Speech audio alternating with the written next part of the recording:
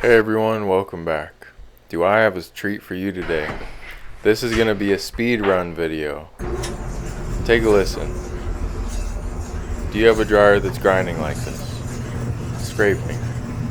Well, it might be something so simple that you can fix it yourself in less than a minute.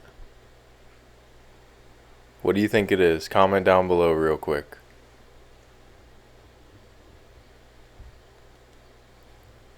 Check this out. Now, using my senses, right? I isolated where it was coming from, and I found that a hair clip wedged in between the drum and the back. I figure, hey, there might be some more down there, so I looked down there real quick. But this just goes to show you sometimes it is that simple. You don't need parts. You don't need to rip the dryer apart. Sometimes it's just something lodged in the wrong place. Now take a listen. Beautiful. It's beautiful. Hey, thanks guys.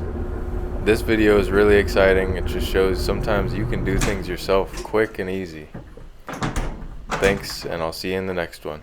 Later.